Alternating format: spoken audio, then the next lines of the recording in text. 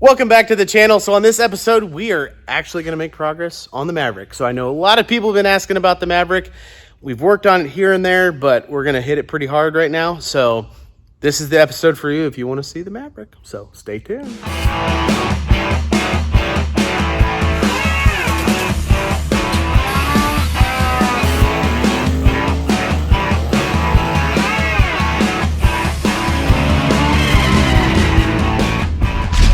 You're watching the Vasco Speed Performance YouTube channel.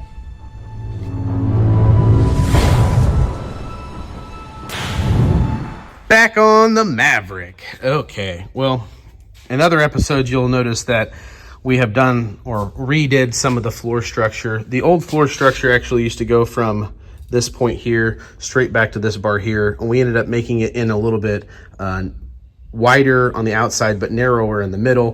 The reason we did that is because we wanted somewhere to put the seat. Whenever you put the seat down, it was going to be, falling off into no man's land. So we went ahead and did that, but Braden pretty much has all this floor structure welded. So these door bars are made, those door bars are made, but we want to go for a 6.0 cert in this, so therefore we're going to have to add gussets. So we've got a gusset here, there's some gussets that are going to go up in there, gussets up there, we're going to X the roof, the halo structure for the driver, all that stuff's going to be happening.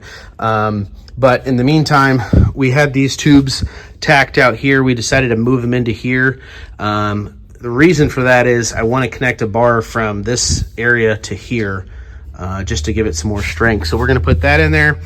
But one of the things we're going to be working on in this episode is Braden is new to Bentech. So I'm not the expert at this either, but I'm going to help him, and we are going to try to get through it so that I can teach him how to use it. At the same time, hopefully you guys might be able to learn a little bit also, but we are going to be working on some structures for the main halo area of the driver, try to get some of that stuff done, and then make progress on this. And then once we get the main cage done, we're going to drop it out, fully weld all the bars in the top, and then we'll work our way back and forward on the rest of it. So that being said, we're probably going to start on making our halo stuff. We had some made temporarily. They were just some short tubes that I had, and I was like, we'll see if we can make them work. They didn't really fit the way I wanted it to. They're, just some scrap pieces that we had laying around. So one of the things is this here was a door or one of these bars that goes in here, and it actually has a lot of the contours and everything that I like. It's just too short. So we're going to remake this bar with the same angles and everything, but make it a little bit longer so that it fits in here. So once we get that made, then we can work on the rest of this stuff. So you ready to make a bar, Braden? Let's make some bars. You excited? Oh, I want to see excitement, Braden. I'm stoked. Look how excited he is. Okay, well, let's get okay, so I was teaching Braden how to use this. I'm not going to bore you guys with all the complicated stuff, but we pretty much designed the main hoop and this cage in CAD. And this is the bar that we're wanting to make, this one right here. And it's a very difficult one, like I was telling you. And so when you come in from the front, we kind of wanted it to have a little bit of a kick out here. So once we have it all designed and figured out how we want it to be, the easiest thing to do is to come over here to our custom part. And this shows us our tube. So you can look at the tube in all the different directions you want. And basically it tells us we need a tube that is 56.1 inches long. It tells us where to lay everything out at. And then once we got that done, we're like, hey, how do you bend this? And that can be the most difficult part, is trying to figure out how it needs to be bent. So you come up here and you click on bend order, and this takes you to this. And this is a visual representation of how the bar is going to get bent in your bender. So you actually put your dies in there, and you have to put all the information into Bentech, and it'll help you with this. But it just makes it easier, because then you can sit here and just click that and have it on loop back, and it'll just continue to bend it and show you how it needs to go. The complicated part with all of this is not all the bends are straight on, so you know that the tube actually gets tweaked up there a little bit. So goes out, tweaks up, and then it bends up again. And you can watch it up here in this corner to tell you where your reference mark is at. So, and if this view doesn't help you, if you want to see it from the front, you can click front, and it shows you exactly how the tube gets bent from the front.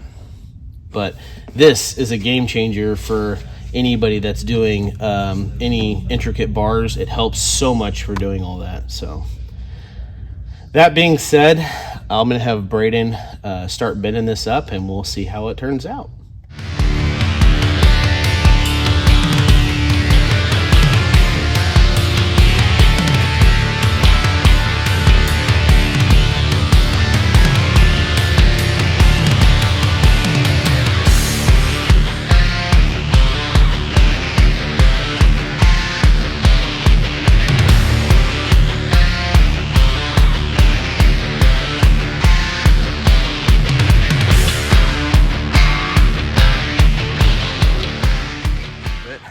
we got this bar put in Friday. So we ended up just remaking it. It was a piece of scrap I had laying around. It was a little too short, so went ahead and redid that, got that done. And now what we're going to work on is also the bar that went back up for the driver enclosure was a little too short also. So another test piece, if you will. But this car is gonna, we're gonna get, the cage is supposedly gonna try to certify to 6.0. So that's the goal with that. So the floor is already cut out, so we're just adding a whole bunch of bars. There's also other episodes on this where we cut the front end out. It's got an AJE tubular K-member underneath it, where we've got these bars that come through here for the strut cups. We got to put that strut cup on still, but we got to get the main structure of the cage done, drop it out, weld it, put it back in. So we got the seat back in. Braden's working on making some bars, and we will do an update once he gets some put in there. And Braden is making pretty good progress. So we went ahead and had these out a little bit too far, so we went ahead and moved them in, and they're in line with these frame rails, and then we're going to make bars go from there to there to connect that. The reason we're putting a curve in them is to try and give a little bit more room for the seat if the seat needs to go back. But he's got the driver's structure pretty much knocked out. It's just tack welded. We got this bar made here. We went ahead and put a bar across there. And then the next thing we'll end up doing is doing the halo, and we can start doing the roof stuff. But once we get the roof done, this door bar is already done. We got to add a D bar, which goes from there to that corner, and then some more gussets. But really starting to make some pretty good progress on this thing. So Braden's looking for the other one of these tubes that he made earlier, and he doesn't know where he put it, so he's out here searching for it. So I'll let him get back to searching.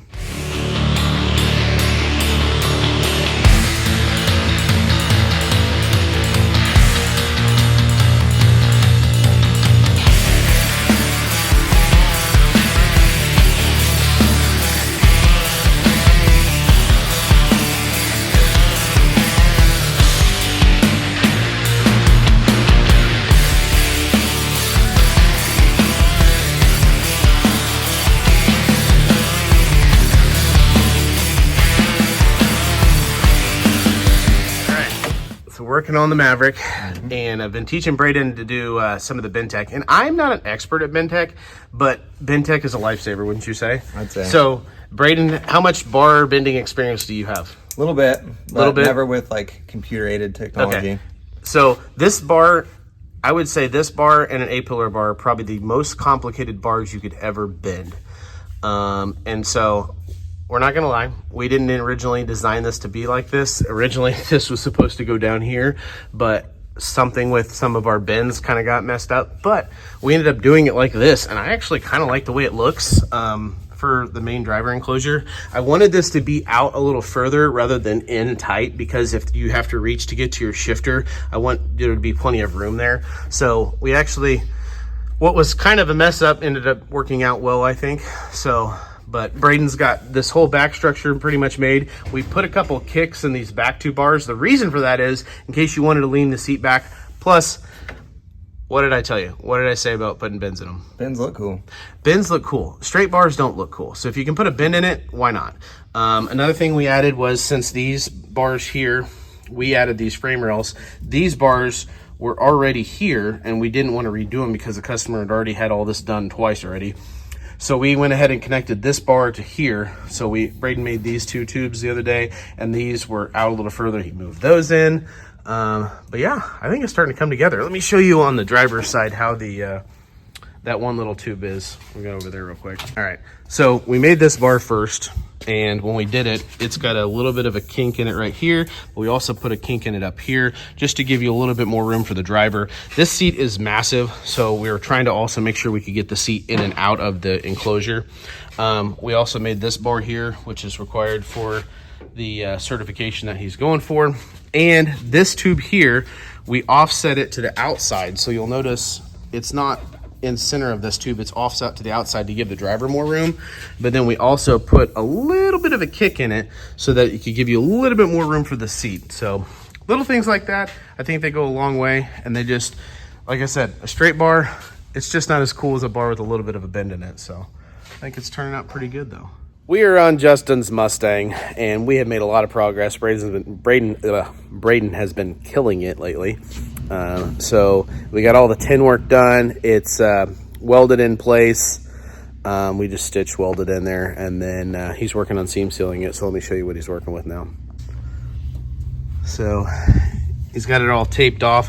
We like to tape it off like this so that when you do it, it makes it look clean and it doesn't just like you look like you smeared it all on there, even though that's what we're doing. But it just doesn't look as bad when you tape it off like this. So he did a really good job of making it look all crisp and clean in here. And so he's going to go in and seam seal all this stuff up. We're using some 3M urethane seam sealer on this bad boy. So he's going to work on getting this knocked out. And then we got the radiator mounted. We got the catch can. Well, this is the surge tank, and then this is the catch can for the radiator cap. It basically, like, your coolant overflow goes into here, and this gets mounted. This is all from a guy local to us named Rodney. He has a company called Hook and Chassis. He does a lot of roll cages and stuff too. So he makes this kit for these cars. So we are making this rear mounted radiator setup work on Justins Mustang. So Braden got the rear end welded up yesterday. All the tin work's welded in. What else do we got? So it's looking pretty good. So once he gets it all seam sealed, I'll go through and show you guys how it all looks all done. So I got a new product I'm working on. Let's see how this baby comes out of here.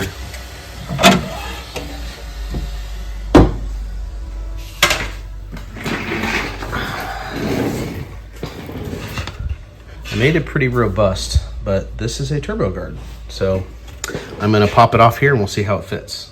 Alrighty, I am back on Justin's car. So I'm gonna work on getting the gas tank and all these things just put in here that Braden did the other day. Work on getting the battery mount just put in there loosely. I'm going to make the anti-roll bar tabs that come off of there and make those and get that knocked out. Then I need to work on putting some D-bars in for that. I ordered a window net for it, so I'm trying to work my way forward. So the last thing we'll have to do is the turbo kit. So getting progress on it, so let's get to work.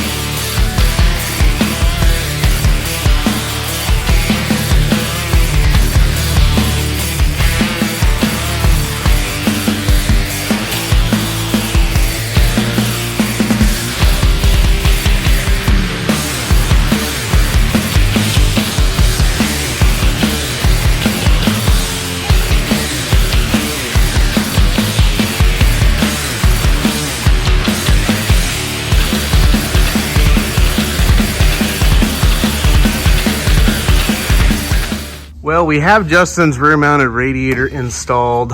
We have some little tabs that come down. We just ran an inch tube across there to hold the front, and then we use these 1 5/8 across the back, but it also holds the gas tank, which is nice. So that fits in there good. The water pump is actually mounted to the side of the radiator, so you have to shift everything over. So it's not going to be visually symmetrical if you look at it from the back, but it is what it is. We got everything seam sealed. We got the shocks in there. I got the anti-roll bar tabs made. All that came along. We went ahead and mounted the fuel pump here because you're gonna have a post-fuel filter and a pre-fuel filter. So one of the filters is gonna go over there and the other one will probably go probably up in here somewhere. But he also has these 2-16 hoses that are going from the radiator to the front of the car. So I 3D printed this little bracket here. And I'm gonna make more of them, but I wanna make sure it's right to the correct size hose that he has. We'll probably actually even put the fuel supply hose built in with the ones that are back here, and then probably again up and through there. But that's kind of where that's at. I wanted to leave this open so you could get to everything, but with the rear mounted radiator, you're gonna have hoses no matter what, so it's gonna impede something no matter what. But the next thing we need to do is we're gonna be working our way up front to build the turbo kit on this thing. And you'll notice that right up in here, This is on the K-member. So I want to move the entire engine and transmission back. We've got a little bit of room right there to move it back. If not, I can elongate that, but we've got some movement in the motor mounts also. So I'm going to loosen those up, slide this engine back, and then we'll see how it looks.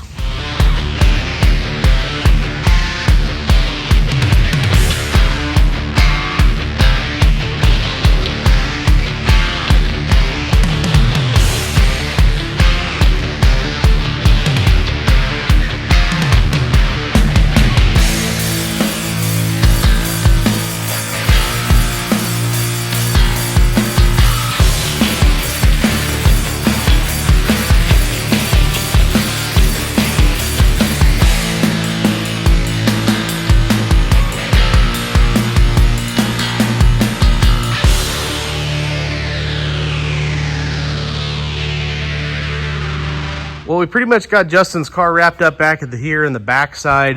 Got the radiator mounted. We went ahead and added this bar on here, and then it bolts to the spot where the kit was designed. But the kit also had bolts up here, and I found it was going to be kind of goofy to connect to there. So we ended up making these little rods that come off of there. Originally, we were going to make it adjustable, but the distance that we had really didn't give you a lot of adjustment, so it only been to go up like a 1/2 inch. So we just said we'll just leave it where it's at.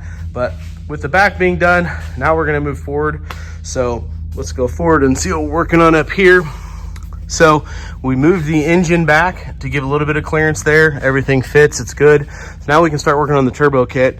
So I've got the intercooler loosely put up in here. This is a 5-inch core on-3 performance. I've got some friends that have used this intercooler and have had pretty decent luck with it. It's a cheaper one, but it works. It's got 3.5-inch inlet and outlet. So what I'm gonna do is I'm gonna work on making a bar go from this frame rail to that frame rail, and that'll be on the back side of it. And then I'll make some brackets that come off to bolt it to it. Then once that's bolted on there, then we'll weld some Van Jan style clamps onto the end of it. And then I should have the Maven mount, and we can mount the turbo and start working on the turbo kit. So let's get to making a bar.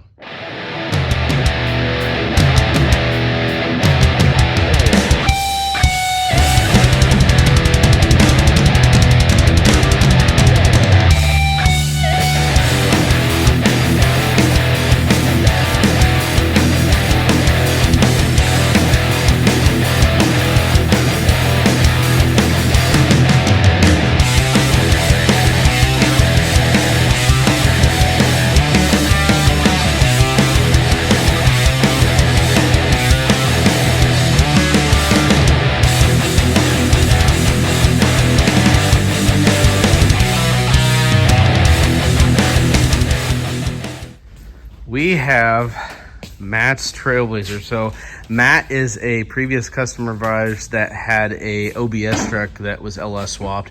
He ended up getting rid of it, and now he has this Trailblazer SS. And he bought this from somebody else already done, so it's got some issues. When it's hot, it cranks like really slow. It's like so a lot of times that could be a battery, that could be a starter, that could be high resistance and a battery cable. It could very well be that the engine has an issue and it's, you know, dragging down. We're not sure. So Matthew's over here working on it. He's going to put an extra battery cable on and an extra ground. We're going to see if that helps the situation. And if it doesn't, then we'll go and dig further through that. But we got that. He thinks it might be vapor locking, but it's kind of hard to tell until it's hot. And then there's a couple other things, like there's this connector down here, which is kind of hard to see, but there's no connector on it. It's just got butt connectors in it. So we're going to fix that, but try to do a little bit of some things on this one to get it back on the road. So we'll let Matthew get after it, and then we'll see what comes up after we get everything figured out, hopefully. Well, I'm pretty sure we end up fixing it, and the cool thing about this is it was something simple. He thought it might have been a fuel vapor lock issue, but I'm pretty sure it just didn't have sufficient grounding. Anytime you got a fuel injected engine, it's always good to have redundant grounds.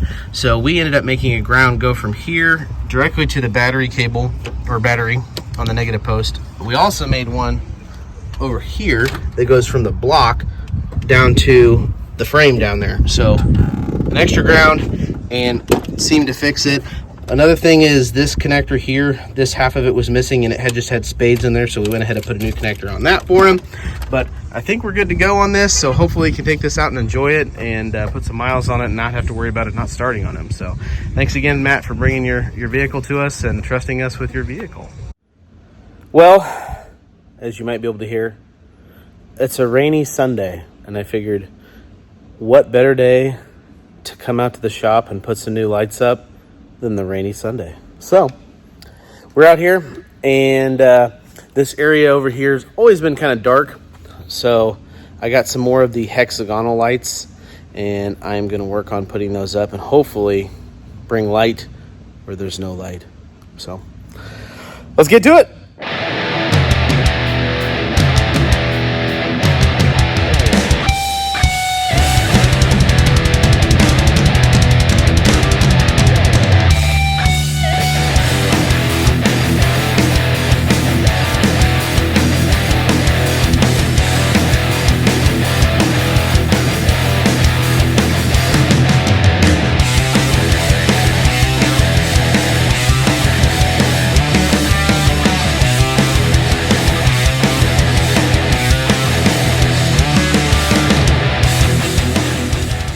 I'm back on the 70 Camaro. There are a couple items that he wants done before he picks up and Joey tunes it. One of the things is a window net, and the other thing is a parachute mount. So I'm going to work on designing a parachute mount for this, and we will show you how that comes along. Alrighty, this is what I've come up with. I have a 1 5/8 chromoly tube that comes down through here from frame rail to frame rail. There's not really any good way to do this. Plus the floor comes down, or the trunk comes down. There's nothing to mount to on the outside of the car. There's no bars in the trunk that we can go off of. So I'm gonna make this come through here, frame rail to frame rail, and then it's gonna come out the existing gas door. So I've got a piece of, this is 1 3/4 120 wall. And the reason I'm using that is because 1.5 inch chromoly tubing slides right inside of it. So with that in there, I'm going to take this that I've already coated, slide it up through here, down into here.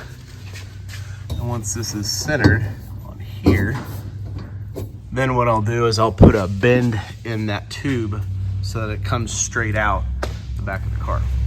So I'm going to work on getting a spot designated to where I want to bend that tube at, and then we'll stick it in the bender and bend it. Well, this is what we came up with for the parachute mount on the 70 Camaro. So there really wasn't anything back off the back of the car to mount off of. So what I came up with is we had to drop his fuel system down, but I made a bar that connected from frame rail to frame rail. So we made these plates, and this 1 5/8 tube welds to it, goes across from frame rail to frame rail. And then this tube here is actually 1.75 tubing, and it is 120 wall. We put some gussets in there, and it goes up through the gas hole. And the reason you use 1.75 tubing with 120 wall is because 1.5 inch tubing slides inside of it perfectly. So we've got our bolt hole in here, so if you didn't want the parachute on there, you could remove it. And then we just took some 1.5 inch tubing and bent an S into it, and then put our receiver on it. And now Matthew's working on building a tube that's gonna come off of here that's gonna hold the parachute. And I think that'll come out how we want it to. So we're pretty close, it's almost done. And then after we get this done, the last thing we're waiting on is the window net and brackets to show up for that. And then I believe next weekend, Joey's gonna tune this thing. So, well, let Matthew get back to making his parachute mount. One thing I'm always trying to do is create tools to make the job better, or easier, I should say. So if you've ever tried to drill a hole in a tube, it's hard to get it to be perfect. So what I did was I 3D printed this ring, and it's got holes in it, and so it slides over this tube so that we can drill this up and down. And now after thinking about it, I think what I'm gonna do is change my design, and I'm gonna have a flat spot on the side of it so you can stick like a level on it, or a plumb bob of some sort, to make sure that your hole's straight up and down.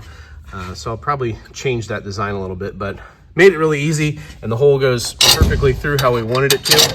So normally what you can do is just drill straight through, but half the time it ends up crooked or something. So when you stick this on there, you mark it, you drill your top hole, you drill your bottom hole separately, and then you can drill straight through it, and it usually lines up pretty good.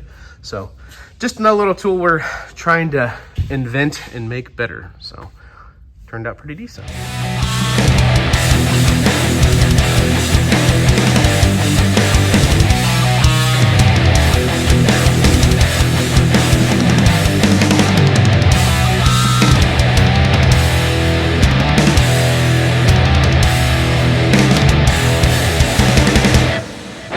Well, that's going to do it for this episode. And like every episode, I appreciate everybody coming by the channel. We're looking to get some real cool weather here in Kansas City today, so hopefully it doesn't get sucked away in any naders. But if you like the content, make sure you like, comment, and subscribe. We'll catch you on the next one.